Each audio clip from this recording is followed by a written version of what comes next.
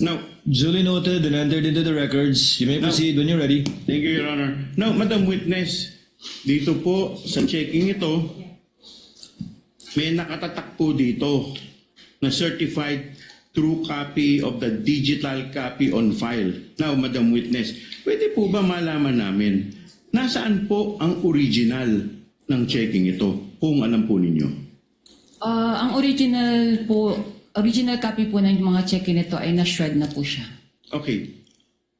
Bakit po siya sinred kung alam po ninyo? As per bank policy po, lahat po ng mga negotiated checks ay may retention period lang po ng 1 year. Kaya ito po ay sineshred na. Okay. So sinasabi po ninyo na ang mga cheque ay sinisred.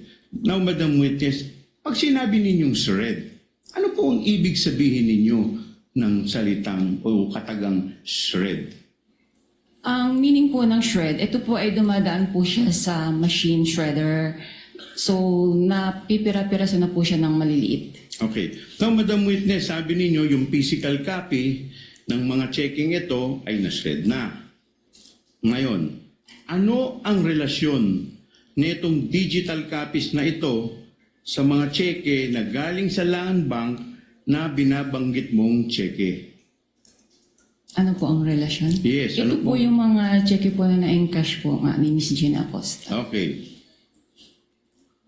Now, Madam Witness, pupunta po tayo sa proseso ng encashment ng 4 na cheque. Okay.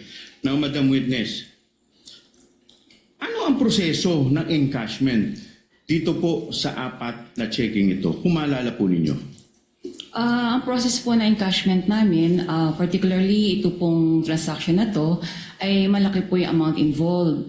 So meron pong tumatawag sa amin from cash division po ng OVP a day or 2 prior po doon sa encashment na Okay. meron po Sige po, tuloy po ninyo. na meron po silang for encashment nga po na 125 million. Okay. Now, Madam Witness, binanggit ninyo meron sa inyong tumatawag from the cash department ng OVP.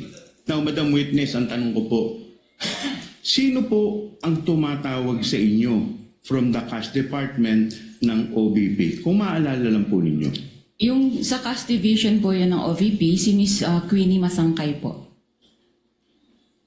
Winnie Masangkay.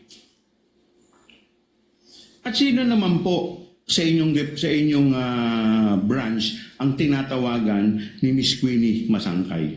Ako po ang Okay po. tinatawagan. Okay. Now, Madam Witness, paano po ninyo nalaman na si Miss Queenie Masangkay ay from cash department ng OVP?